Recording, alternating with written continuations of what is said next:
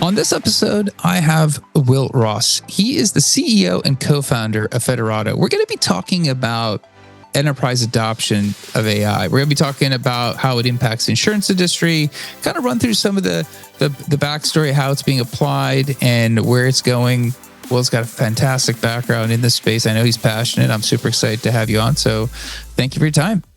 Yeah, no, thank you. Thanks for having me, Amir. Awesome, man. So before we dive in, the company, could you let everyone know what you guys do there? Yeah, sure. So I'm the CEO and co-founder at Federato. And Federato is a vertical AI application that's focused in on the property and casualty insurance industry. And specifically, if you've heard of insurance, you might have heard of a position called the underwriter.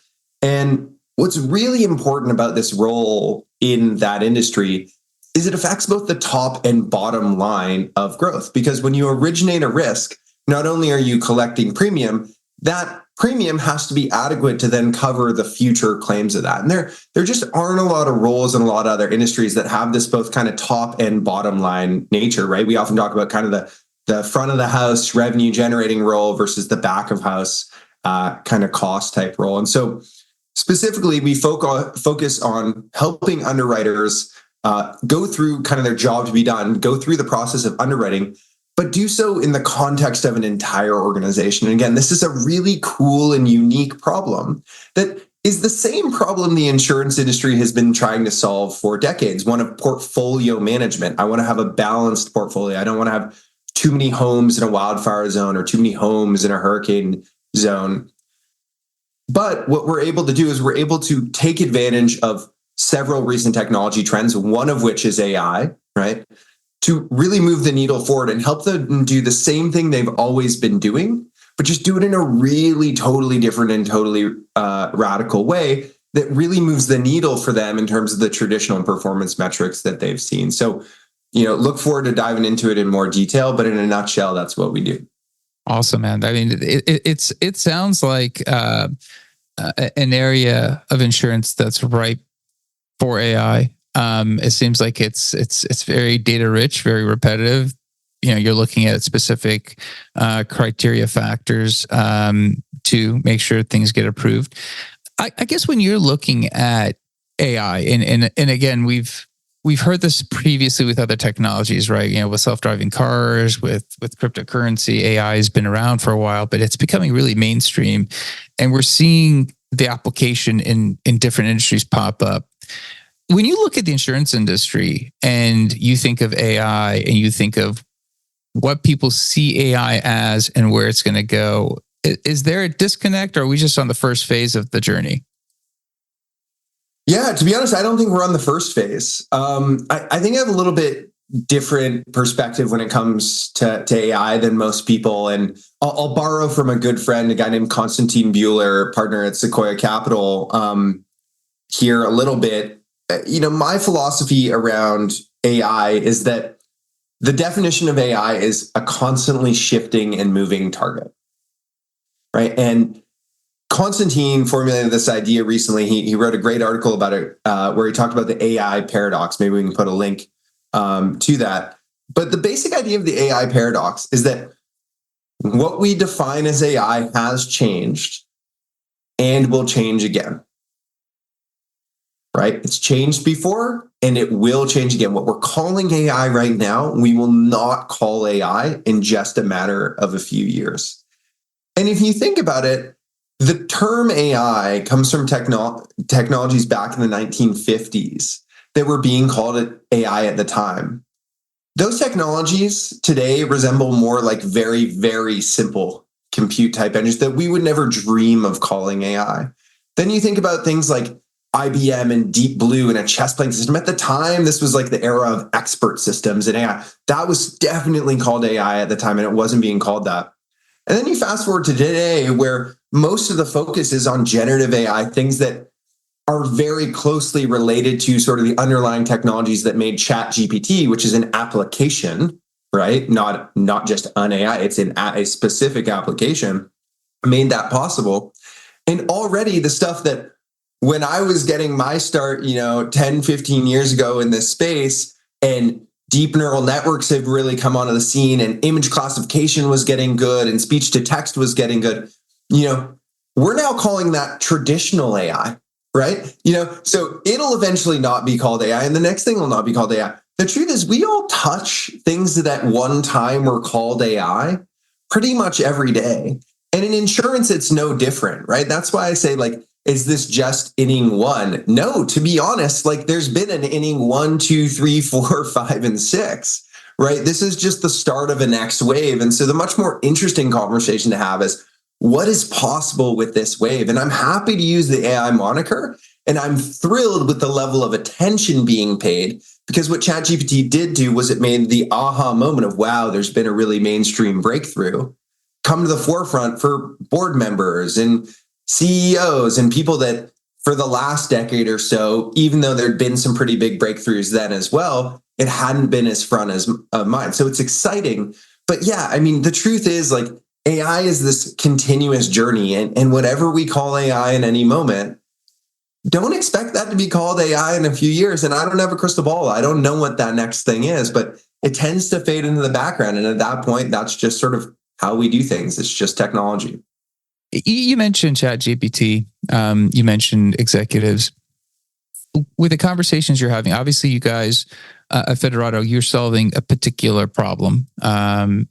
When you're talking to leaders, maybe even outside of the exact market you're selling into, but when you're talking to leaders, stakeholders, when they're thinking about AI, are they aware of the problem, as we call AI, what it can solve, or is there any disconnect because of maybe the way ChatGPT has been adopted, used, and there's maybe a misrepresentation of what that product would look like within, let's say, underwriting?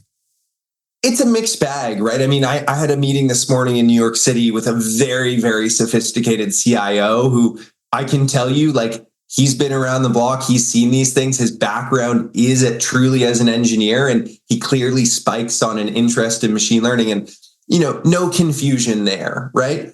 But certainly as you get to more the leadership levels, et cetera, and those people, yeah, there's always going to be a bit of that. They've played with ChatGPT. And so the more natural thing they're thinking is, well, what if I can I ask questions and it kind of answers them back. How could I apply that exact modality where I ask a question, which isn't even the type of that's just a UI, UX for interacting with the system. And then it answers me. And the answers is sort of the modality of AI there. It's generative. It's generating the question from a corpus of information that's sitting underneath it, right? Using the query, the question as the sort of initiation point. And so what can happen is they limit themselves to their understanding. They constrain themselves. And there's nothing wrong with that, because there probably are great examples of how a QA interface type thing can be used in insurance.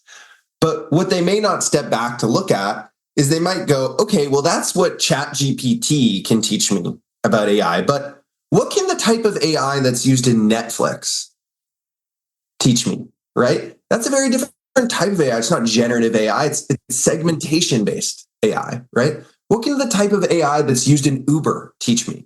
Well, that's a very different type of AI too. That's sort of a portfolio optimization, a logistics optimization type API, right? And then we think about something as simple as weather, right? Believe it or not, the weather apps of today, and this is a little bit of my formal training in the space, the weather apps of today are using incredibly sophisticated AI. But because we've been predicting the weather for decades, we've just changed the way we do it. No one thinks about the AI aspect of it, but there's something about that can teach us something. And as I go through those sort of 4 categories of prediction, optimization, segmentation, and yes, generation, which is sort of the word of the moment, generative AI, there are examples I can point to in all 4 categories that apply to insurance. In all 4 categories, we have things within our product that sort of fit that bill. And so what it really becomes about is helping them understand, yes, this is it, but you're almost seeing it. As crazy as it might seem to you, you're actually seeing 1/10 of the pie, and you already think that's a lot.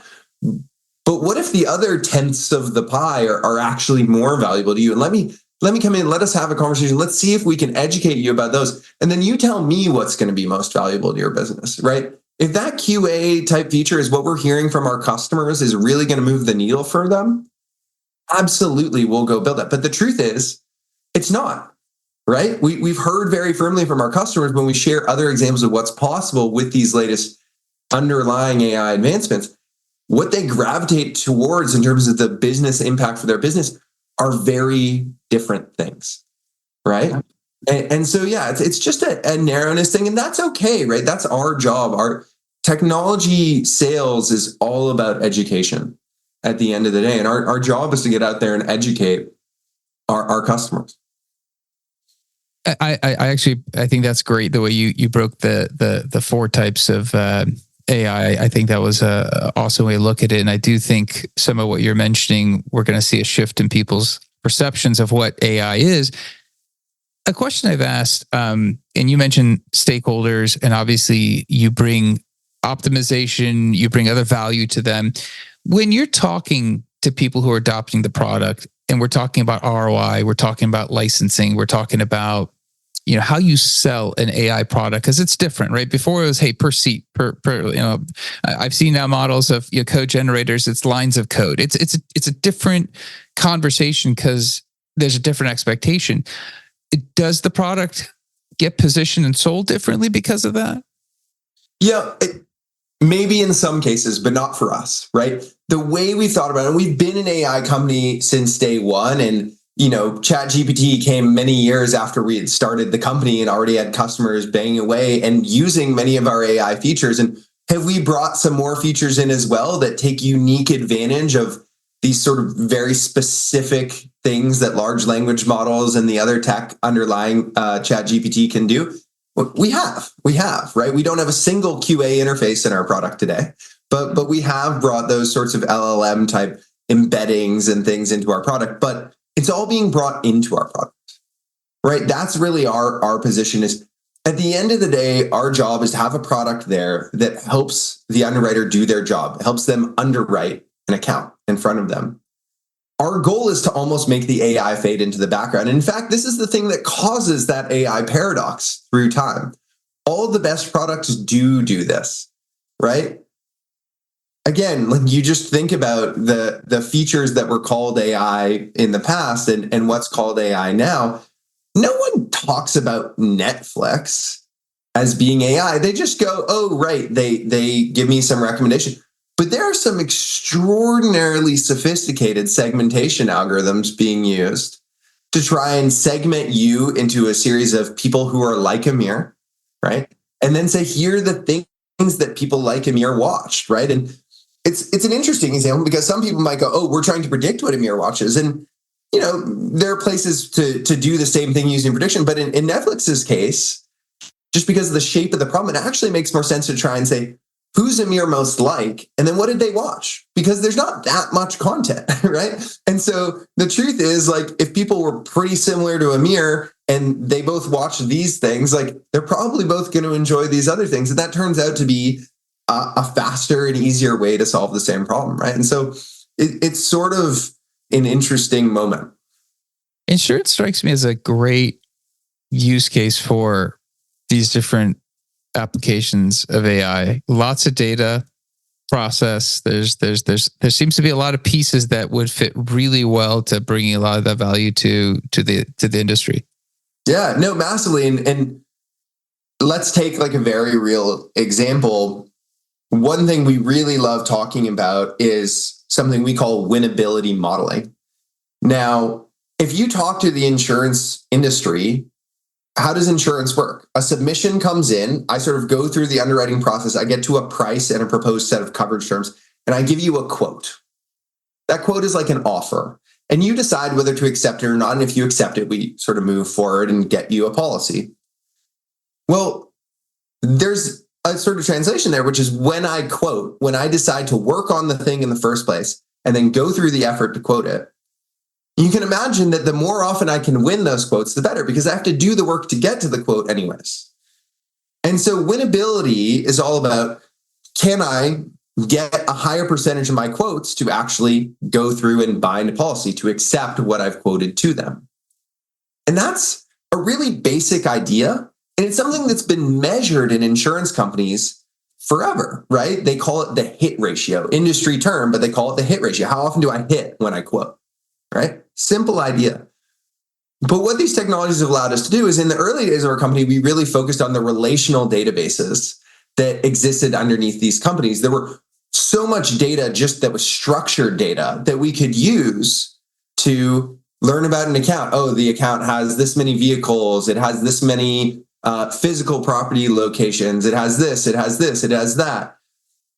Then what we were doing was basically predicting the likelihood that we would win if we quoted it at the price we're proposing. And that could be used to help underwriters decide which ones to focus on. If you get the underwriters to focus on the one you're more likely to win, you can increase the hit ratio, which is increasing the efficiency of your business. Because if you don't win it, it's complete waste, right? It's total deadweight economic loss. And so we were focused on this from a relational perspective. Now, this is a great example where ChatGPT came along, these foundational large language models started to be more and more mainstream, more and more open source, easier and easier to work with, right? And all of a sudden we saw an opportunity to, when you get that submission, yeah, there's some structured data you got to make out, but you often get sort of PDFs, things like that. There's a lot of information about the web, on the web about these businesses, et cetera. There's this tremendous opportunity to then apply these large language models to get an embedding based on that submission information, and then feed that into that winnability model as just additional signal for the model to pick up to. And what we're really excited about is we've managed to move the needle considerably. We now are able to go to our customers, and let's say their hit ratio before was 20%. We've managed to, across our whole customer base, the range is 9 to 24%. We've managed to move them from 20% to 29% on the low end. And in some cases, move them from 20% to, I guess, plus 24 would be 44% on the high end. I mean, 9 to 24%, that is wild, Amir, right? And that's like, by just injecting that, we were already seeing results in sort of the low single digits with just the relational data. But by just injecting some of that even more data that's available out there, much of which is just from the public domain, we're able to move that needle with that winnability even easier. Now, how does winnability manifest in the product? It's like, at the end of the day, to the underwriter, it's, each account's another row, and the winnability is like another column. It's just like a score. But if you sort it by what's most winnable and you work top down, you're going to have a higher hit ratio, right? And it's a little thing, but it really can move the needle for a company. It doesn't really have anything to do with generative AI. It might have something to do with large language models, but it's actually really a prediction type motion. And again, you're moving the needle for the company in a real way. But we don't charge for that, right? There's no charge. It's just inherent. It's running in the background of our product. We basically get a flag once there's accumulation of enough data that we believe we can create an influence on their results. And then we basically flick a feature flag and boom, all of a sudden that new model is running in that instance. And so it's sort of a cool thing. And we think this is what's going to happen a lot more with AI is the AI is going to be very embedded in lots of different ways of products, and people are going to find ways to shift the needle. And that's how they'll further differentiate their products. But that may well be a workflow application like us that has lots of different aspects of AI working underneath the hood. Yeah, I think I think that use case of how the product works hand in hand with the user providing that additional information, that additional context. I guess we hear a lot, whenever new things come around, we always hear about the downfall of humans. We're all going to lose our jobs. We're all going to be unemployed. I don't know what's going to happen. The more I talk to founders and I'm listening to the products that are rolling out that are really co-pilots that are adding value to somebody's job. If you were putting on your, looking into your crystal ball down the road and thinking how a role evolves, like we're talking about the underwriting industry, how much is this an additional help to the person doing the job versus, hey, you know what?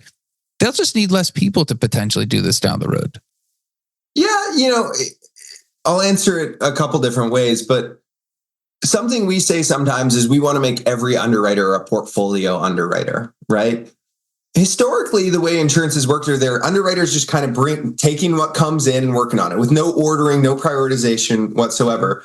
And then there were sort of portfolio people who would kind of look at it in the back end and go, okay, how badly did we mess up and how are we going to get ourselves out of this one? So you can kind of think of it as like large course corrections at long time intervals, kind of quarterly, annually, even in this industry, right?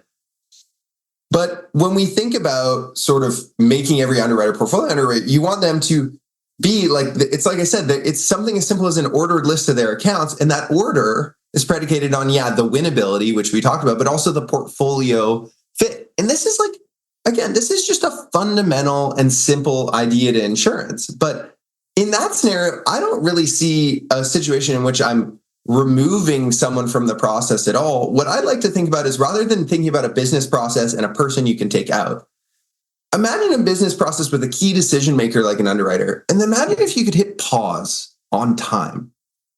And imagine if that underwriter could run around and figure out all the other accounts and get that perfect mathematical equation of what the right thing to do would be. And then they could hit play, do the right thing and whatever. How much better would that be?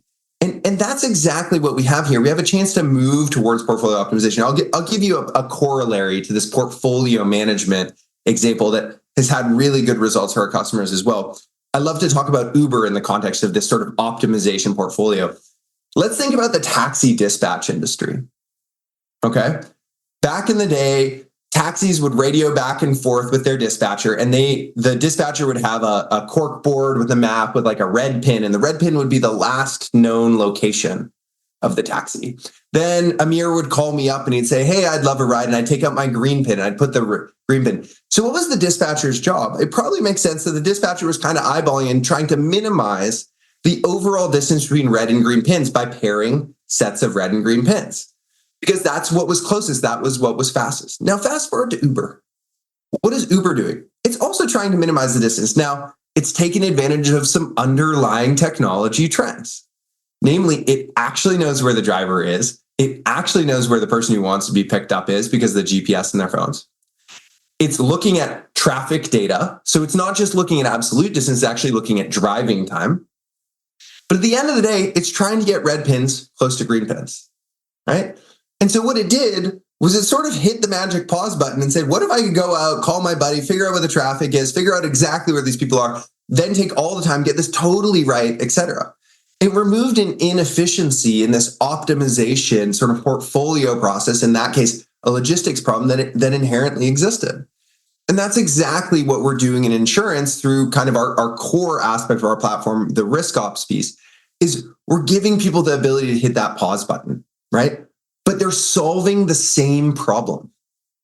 The problem has not changed. It's red pins and it's green pins. We want to optimize the portfolio in the same way we've always optimized it. What we're doing is we're taking advantage of underlying technology and underlying improvements in optimization modeling specifically to be able to do that. And that's really, really cool, right? That's really, really powerful. But in that context, you sort of look at it and go, does it really lend itself to like, oh, and this job will disappear as a result? No, it's just adding to the overall efficiency of an ecosystem. And that's kind of what gets us fired up. We think that's AI doing something that no human could have done versus trying to take away something that a human did do. And that's like, I'd much rather work on that problem, right? So that's the stuff that gets us fired up every day. I love it, man. I think that's a good way of viewing it. And I appreciate your thoughts. I appreciate your time. I know you got to get back to the job, but if somebody does want to reach out to you, I know you covered a lot of different components within insurance, constructs in AI. Is there a good way if somebody can touch base with you if they want to just kind of pick your brain or continue the conversation? Yeah. Maybe to a fault. I'm way too liberal about giving out my email, but anyone can email me anytime. My email is WLROSS, so WLRoss at Federato, FEDERATO.ai. So WLRoss at Federato.ai. I love hearing from people who are passionate about these topics. I love hearing from people who really want to think first principles about these topics. And, we love hearing about people in our industry who are looking for that education, right? And saying, yeah, I've been scratching my head with how can this ChatGPT thing apply to me? And I'm realizing maybe it's not just this ChatGPT thing, but I'm still willing to listen because that has woken me up to, yeah, that underlying technology base, it really has shifted. So Really appreciate your time as well, Amir, and we'll catch you next time. Absolutely. Definitely. We'll include your email in the show notes so somebody can reach out to kind of do what you just said, and definitely appreciate it. And that's it for the episode. Back again, different guest, different topic. Two things. One, I really love the insurance industry, and I love how AI is going to make changes and improvements, and we're going to see some of these optimizations that Will was running us through, and super exciting. We'll have to keep watch and maybe have Will come back in a little bit and tell us how things have changed and improved and progressed, and share this episode with somebody else that might also benefit. If you want me to cover a specific topic, let me know. I'll find a guest to do that. Until then, please like, subscribe, share, do all those things. And until next time, thank you and goodbye.